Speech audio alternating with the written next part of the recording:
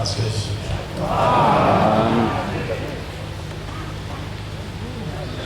Bantu abathandiwe, ngiyabonga nami ukuzuza ithuba lokuba ngibhuqe kule ndawo ebusisekile kangaka.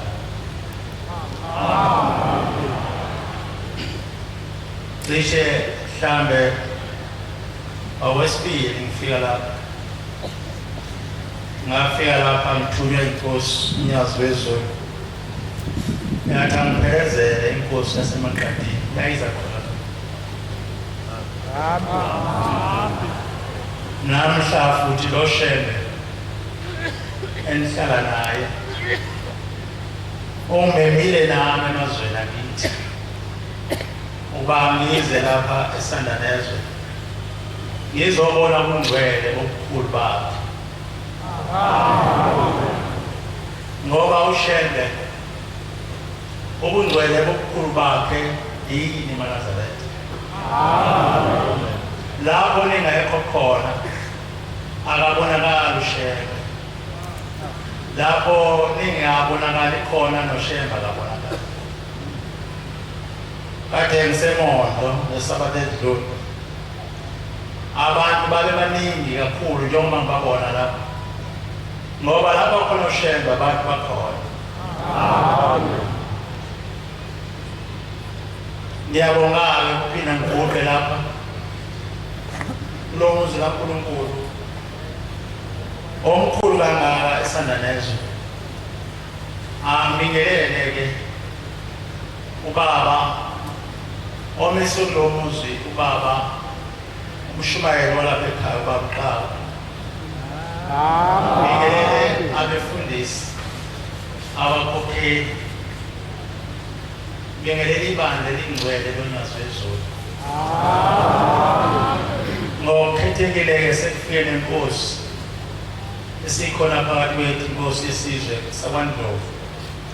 Nawe ngiyazethula kuyo indaba ezinhle.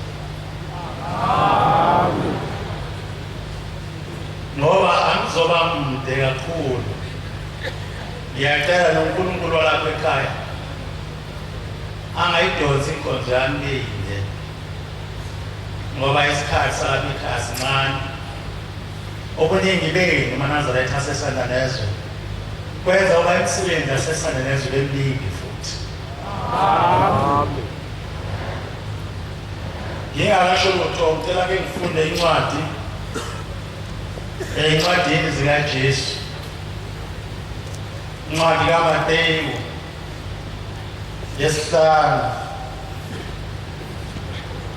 Le ncwadi ingamazwi enkosi uJesu yayiwakhuluma phezu kwentaba, njengoba thina sinentaba okuthiwa yiKhenani. Nayo inkosi uJesu lamazwi yawakhuluma iphezu kwentaba. uMateyu wesihlanu ivesi lesishiyagalombili. Ngizawube ngeqe ngiyofunda ivesi le-16. Ngizofunda ivesi lesishiyagalombili, ngeqe ngiyofunda ivesi le-16. Ithi le ncwadi-ke uvesi 8, babusisiwe abamhlophe ngenhliziyo ngokuba bayakumbona uThixo. Amen.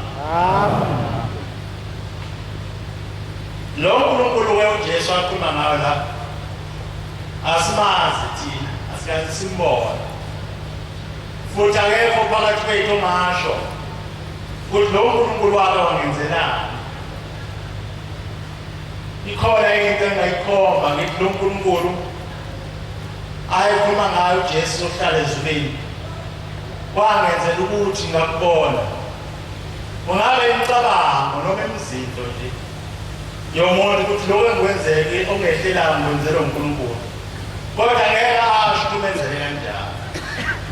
Lo nkulunkulu wethina asiqhuba ngawo uJesu sinaye emhlabeni onyazo wezulu eNazaretha. Babusisiwe abamhlophe ngenhliziyo ngoba bazobona unyazo wezulu. Amen. Angifunde futhi uverse 16. njalo akukhanye ukukhanya kwenu phambi kwabantu ukuba babone imisebenzi yenu elungileyo badumise uYihlo wenu osezulwini. Amen. Amavesi amabili. Ukukholwa kwethu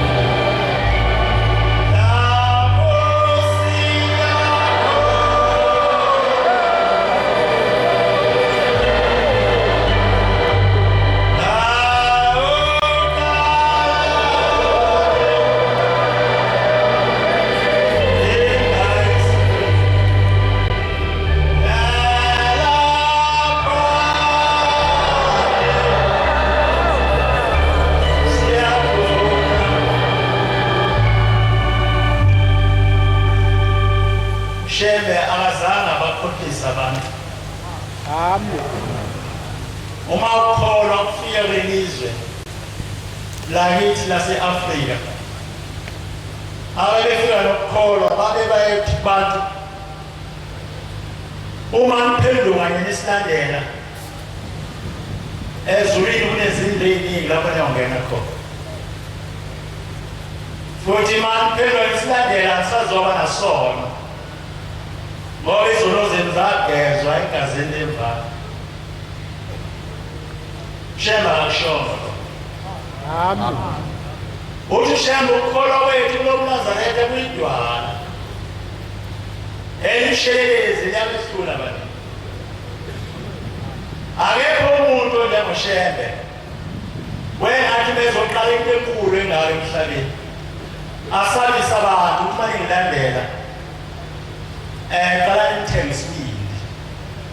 Akekho umuntu ongathi befisa ulandela abantu abaningi njengoba nilapha eSandanezo.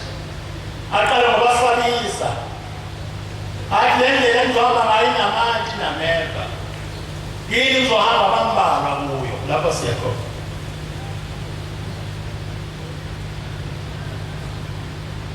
Kodwa abantu abaletha inkolo abakushongo lo.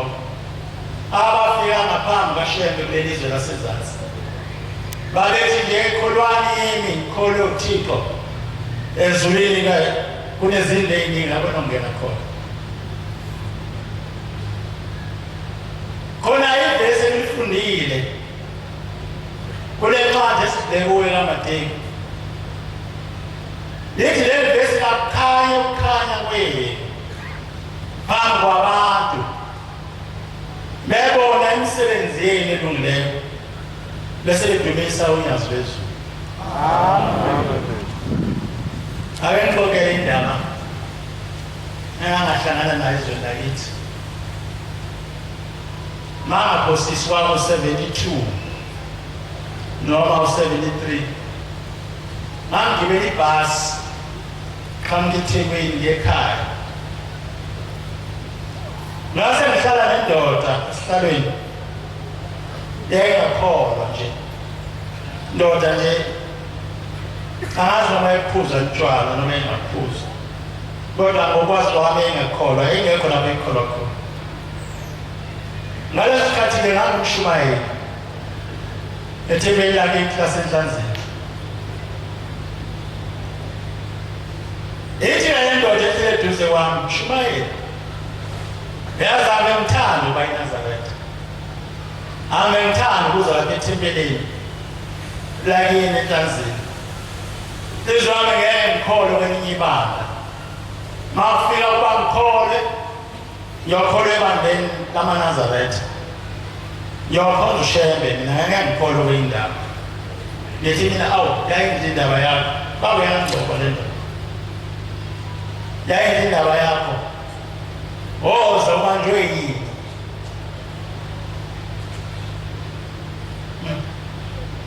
Ithi le ndoda, awu mshumayeli, ngiyesaba, kunoma ngicabanga ngesabe.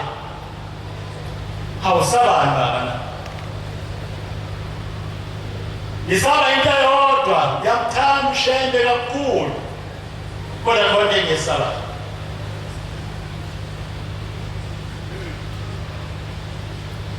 Abazosaba nabantu kuze emathempelini esihleli kuwe.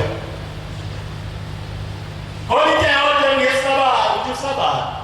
Uthi lapha ethempelini kuwe khona uSibanibani. Yambiza nje ngegama.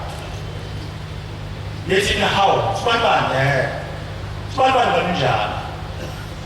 Ithi uba Sibanibani angifuna lapha ngihambe khona. Umazi ukuthi uyikholo wena mshumayeli? Lithi yangazi uyakholwa. Uthi ungizonda kabi lo muntu. Mhlawumbe ubaleko babekade ngasonda. Bangaka abantu bakaShembe esibavimbayo bese sithi masikhuluma ngale kude sithi awulibandla lasesanda neso aliveli likhulu. Bangaki kodwa abantu thina bakaShembe esibavimbayo emathempelini esifika nesikhamuka kuwo. Akukhanya ukukhanya kwenu phambi kwabantu, bebona imisebenzi yenu elungile, badumise umehlweni esezulwini, ngisho unyazo lwezulu. Ngake ngasho mina, akekho umuntu ongaqoqa amadoda awe maningi kangaka. Amadoda abantu abakhulu ngabo, alikho futhi ibandla elinamadoda. Uma ikhona ayishumi noma ayisihlanu. Amadoda abantu nje abadala uNkulunkulu baqele ngisho imizimba yabo, banoboya ngisho ebusweni, ihlobo nje yabantu. Ngeke kwaqoqa amadoda wenze izinto oyithandayo, wathi uzowabeka nje uma uNkulunkulu engekho kulo ndawo. Noma shumele ekuseni, imini, ntambama, phezu kwentaba, isho njalo iNkosi unyazo lwezulu sambethe umzimba wesibili. Lithi noma uvuke ekuseni ushumayele ukuthi Jesu Inkosi, Jesu Msindisi, Jesu wasifela. Kodwa mawuzothi uphume endlini yakho uphule umthetho kaJesu, ugunde ikhanda lesilevu, lithi konke lokakusho lutho. Umemeza kwakho akusho lutho. Manje ngeke baqoqe omama abangaka. Labo mama banemizi, banabayeni, abanye banabayeni abangakhona. Kodwa bayabashiya beze lapha kulo muzi kaNkulunkulu. Ingoba khona uShembe. Amen. Ningangabazi lo.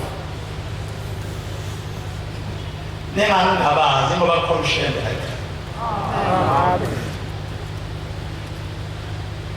Ngilanga ngangikhona inkosi yamaNazaretha ikhuluma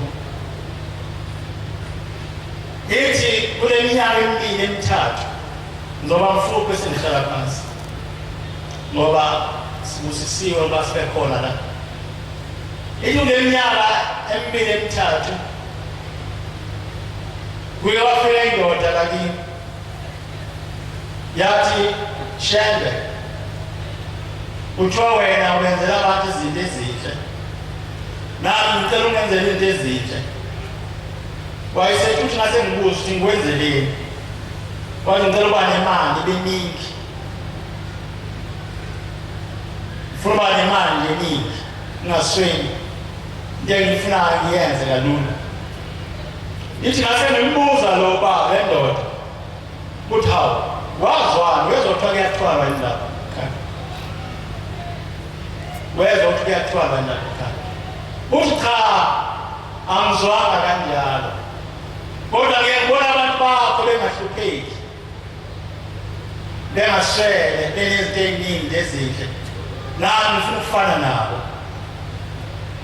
Ithi-ke inkosi ngase ngitshela le ndoda athi hayi, abantu bale bandla bazona iy'ncingo futhi abahlupheki,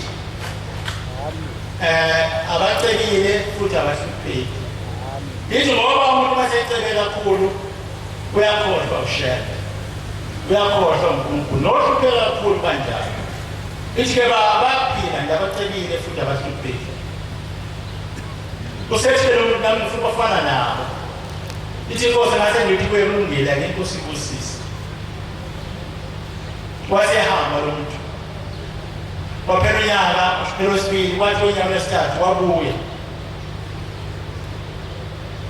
wathi wena Shembe kanti uyakhetha, bakhona abantu bathandayo futhi uthanda abantu bakho kuphela. Thina singakholwa kuwo sithanda. Uthi ngase ngibuza ukuthi usho ngani?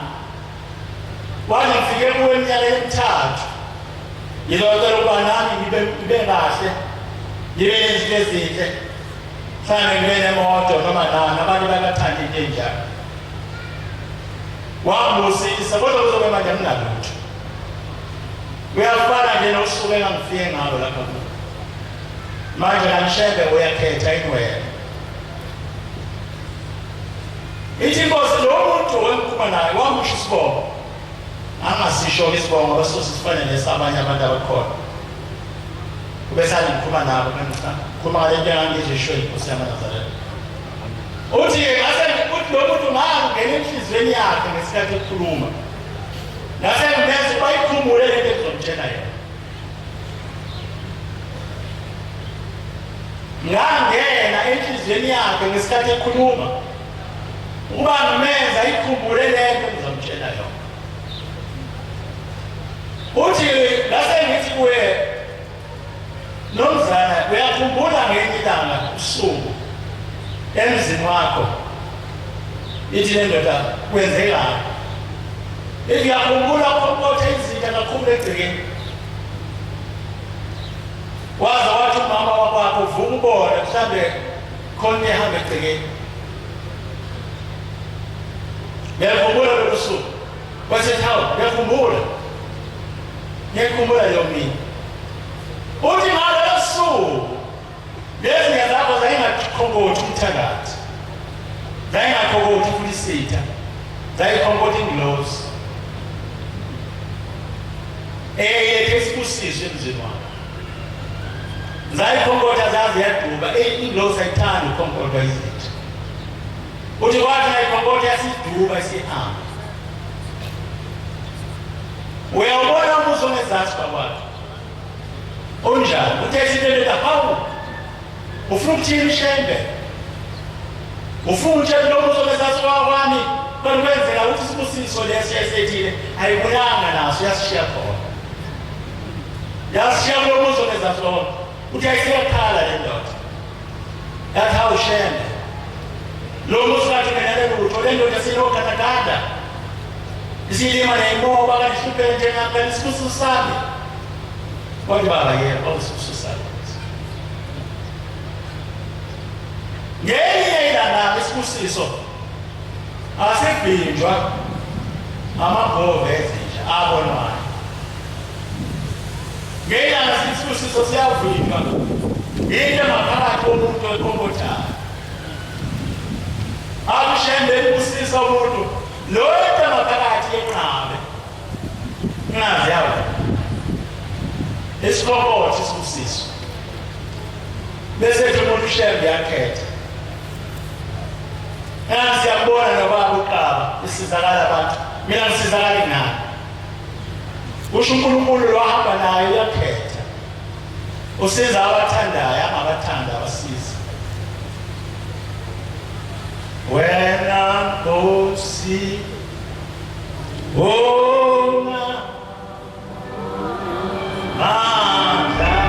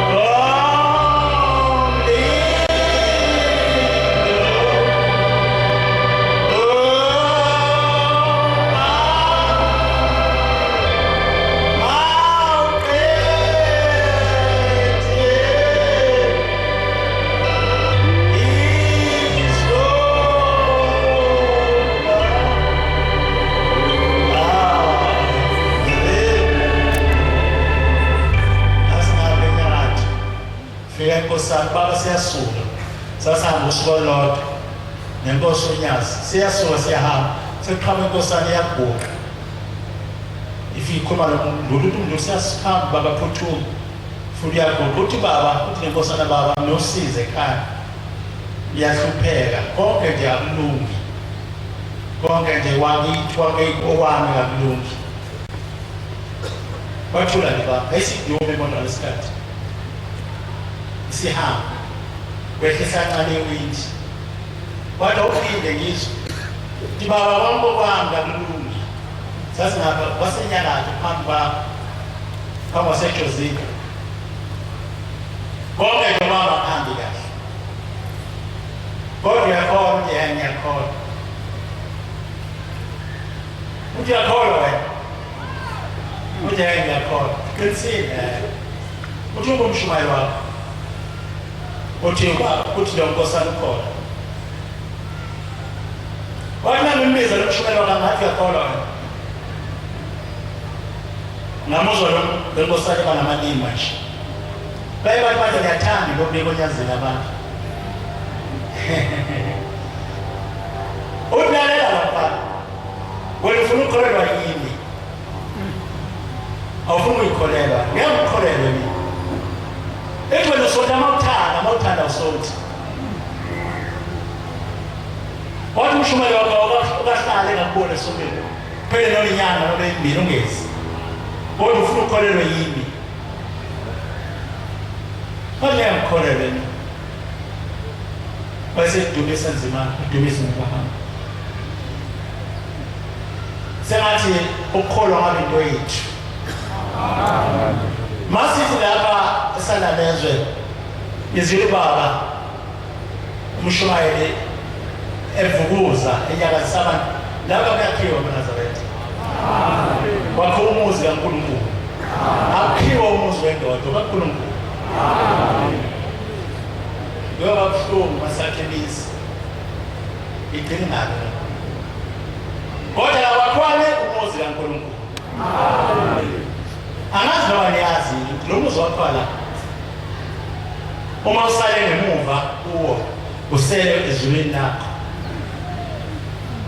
lezela kwaye amazulu alezo zindawo lo muzi wakho la kusana lezo izulwini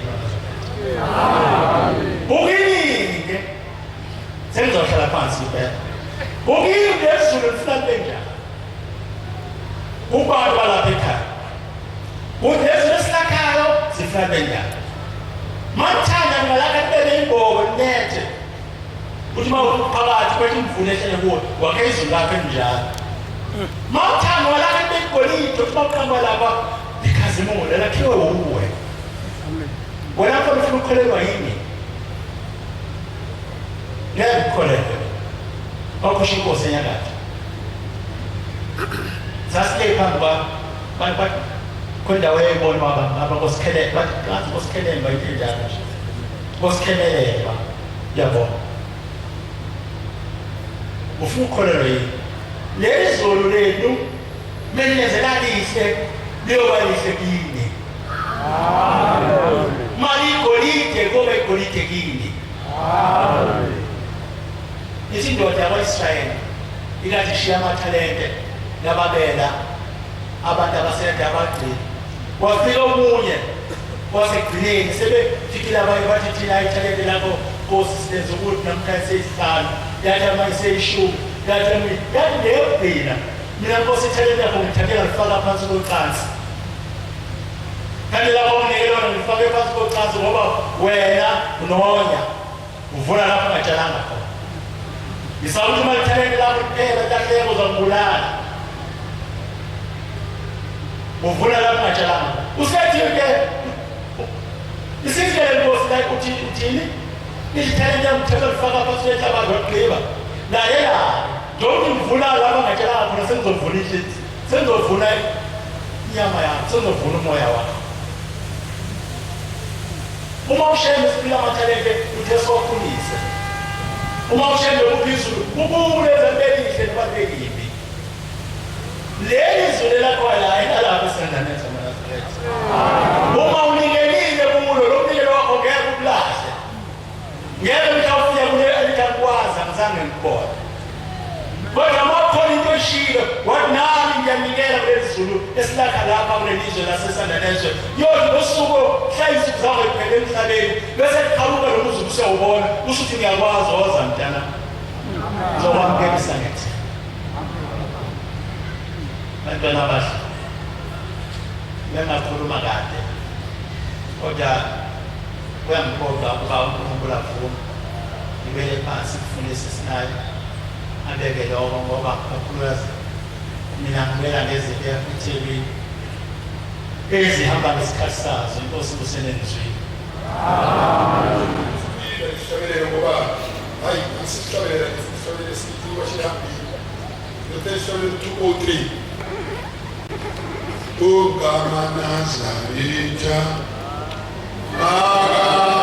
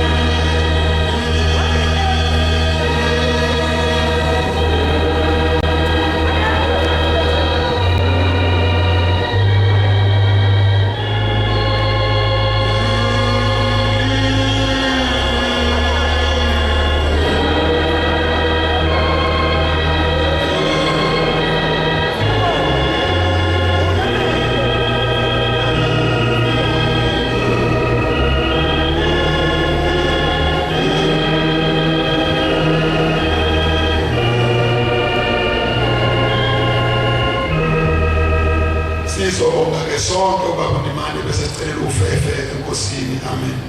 Asithandazeni.